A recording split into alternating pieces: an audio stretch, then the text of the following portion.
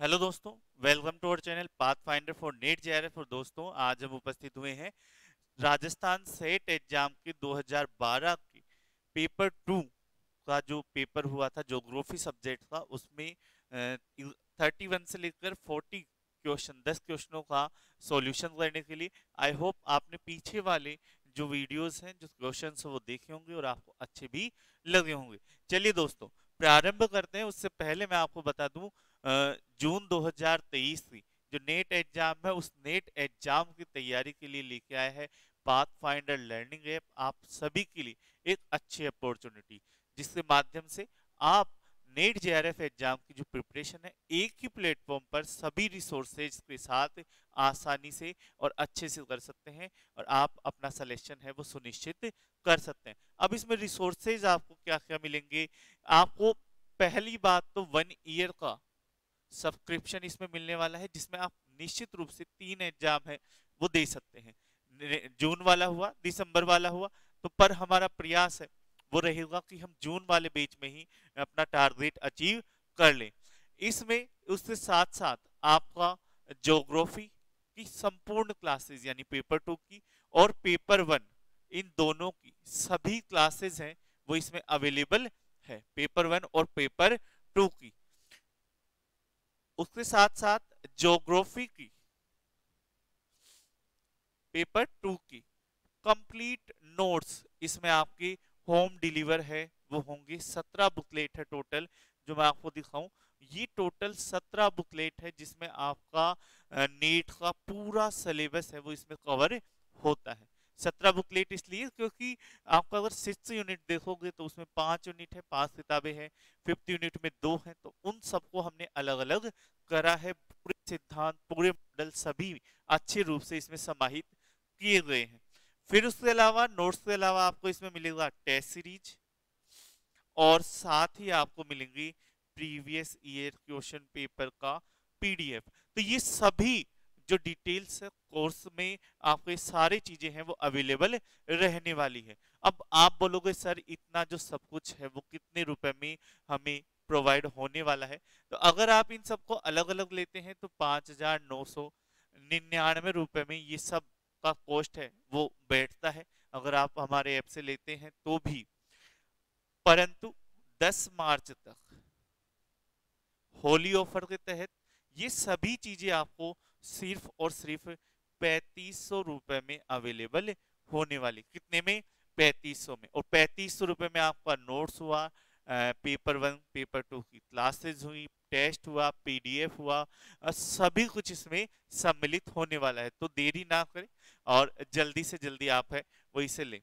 साथ ही साथ test series में टॉपिक वाइज टेस्ट भी रहते हैं, मूल्यांकन टेस्ट होते हैं जो एवरी वीक होता है, और साथ ही साथ जेआरएफ एडवांस टेस्ट है। तो जो बच्चे अलग से टेस्ट सीरीज लेना चाहते हैं तो वो अलग से टेस्ट सीरीज भी ले सकते हैं। आते हैं हम अपने क्वेश्चंस पर। 31st जो क्वेश्चन है वो क्या रहने वाला है? जननांगी संक्रमण वक्र के संदर्भ में आपको बताना है स्थिर अवस्था, प्रारंभिक भाग के विस्तार की अवस्था, निम्न स्थिर अवस्था और अवनति अवस्था।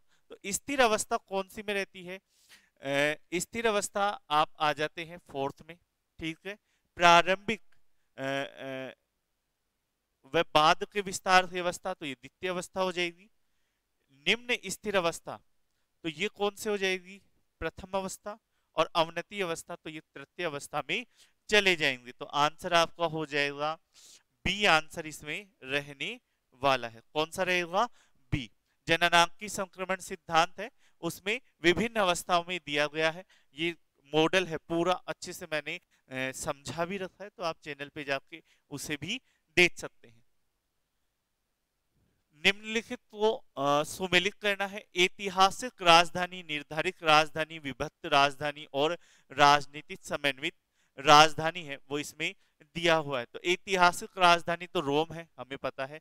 निर्धारित राजधानी ब्राजीलिया है, विभक्त राजधानी नीदरलैंड है, और राजनीतिक समन्वित राजधानी है वो ओटावा है। तो इसमें सही आंसर आपका हो जाएगा ए में 1, बी में 4। ये आंसर आपका रहने वाला है। फिर आ जाते हैं अपरूपण पार्श्व जिस प्रकार के पार्श्व में सम्मिलित होते हैं वो कौन से हैं? अभिसारी, संवर्धनकारी, परावर्ती या अपसारी। तो सही आंसर कौन सा होगा? अपसारी पार्श्व में। प्लेट विवर्तन जब हम देखेंगे ना तो उसमें ये सारी चीजें आती है। सही कथन चुनना है वायुमंडल से संबंधित, और वायुमंडल में भी मध्यमंडल से संबंधित यह है कि मध्यमंडल के सीमांत पर तापमान -80 डिग्री सेंटीग्रेड से भी अधिक हो जाता है। सही है, -100 तक हमें यह देखने को मिलता है लास्ट तक। मध्यमंडल में तापमान समान रहता है, नहीं। मध्यमंडल में तापमान 100 डिग्री से अधिक, नहीं, माइनस में रहता है। मध्यमंडल में तापमान विचल रहता है। तो इसमें आंसर ए ही है, वो सही रहने वाला है। जैव रासायनिक ऊर्जा चक्र जिससे संबंधित है वो कौन सा है, हमें इसमें ये बताना है। तो जैव रासायनिक उर्वरक का मृदा में मिश्रण, विभिन्न रासायनिक तत्वों के साथ सौर विकिरण की प्रक्रिया, समस्त जैव जगत का ऊर्जा चक्र। तो ये तो भू रासायनिक चक्र हो जाता है।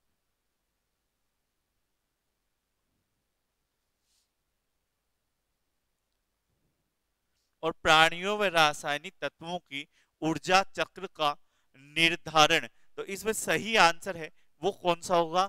जीव रासायनिक चक्र में। तो आंसर हो जाएगा प्राणियों रासायनिक तत्वों के द्वारा ऊर्जा चक्र का जो निर्माण है वही इसमें आने वाला है दोस्तों। चलिए नेक्स्ट पे चलते हैं। मानव धरातल का उत्पाद है तथा केवल यह नहीं है कि वह पृथ्वी का शिशु है, उसकी मिट्टी ये कथन किसका है ना? मानव धरातल की उपज है या उत्पाद है। ये जो स्टेटमेंट है वो स्टेटमेंट दोस्तों दिया था किसने? सैंपल ने, एलन चर्चिल सैंपल ने ये स्टेटमेंट दिया था। और सेट एग्जाम हुआ या आरपीएससी फर्स्ट ग्रेड हुआ, सावर, sample, red gel, Humboldt fix है। ये इनके से फेवरेट ज्योग्राफर है जो तो पूछने ही पूछने हैं, ठीक है। ग्रामीण नगरीय सीमांत की अवधारणा जिन्होंने दी वे है मर्फी है, थॉर्नबरी है, किंग है या फ्रायर है। तो इसमें थॉर्नबरी भी आ सकता है ना। और बाकी इसमें मेयर ने, है ना, एचएम मेयर ने ये अवधारणा है वो दी थी। परिवहन हेतु भूमि पर तेजी से बढ़ते दबाव से जिनके द्वारा भार मुक्त किया जा सकता है वह क्या है? गाड़ियों की संख्या में कमी, भूमिगत व भूमि के ऊपर पार्किंग, गाड़ियों के आकार में कमी, पेट्रोल की कीमत में वृद्धि। तो ये तो चलो सही आंसर कौन सा रहेगा? भूमिगत और भूमि के ऊपर जो पार्किंग है उसे हम बढ़ाएं, जिससे ज्यादा से ज्यादा संख्या में गाड़ियां कम स्पेस घेरते हुए वहां पर है वो खड़ी हो सके। जिस धर्म का भारत में उद्भव हुआ, यानी भारत में वो हुआ, जन्म हुआ उसका, भारत में वो पनपा, लेकिन भारत से बाहर वह अधिक व्यापक रूप से फैला हुआ है, ऐसा धर्म कौन सा है? हिंदू धर्म, जैन धर्म, बौद्ध धर्म या सिख धर्म। तो सही आंसर कौन सा होगा? बौद्ध धर्म है, वो पूरे साउथ ईस्ट एशिया में आपको प्रचलित रूप से देखने को मिलता है। और चलिए दोस्तों आज से लास्ट क्वेश्चन पे चलते हैं। सही कथन का चुनाव करना है। भारत में ग्रीष्मकालीन मानसून के प्रबल होने की संभावना रहती है। पेरू के तट के निकट ला नीना के कारण कर्षण कारक विकसित होने से, पेरू के तट के निकट ला नीना के कारण विकर्षण कारक, यही आंसर है वो आपका सही है। अल नीना से तो ये तो कैंसिल ही है ना। तो सही आंसर कौन सा हो जाएगा? बी आंसर इसमें आपका सही रहने वाला है। तो दोस्तों आई होप आप सभी को ये 10 क्वेश्चन है वो अच्छे लगे होंगे, आपके समझ में आए होंगे, ठीक है। तो फिर कल फिर से मिलते हैं नए वीडियो के साथ, और इसमें हम जो बचे हुए 10 क्वेश्चन है उन्हें सॉल्व करने का प्रयास करेंगे। धन्यवाद दोस्तों, बेस्ट ऑफ लक।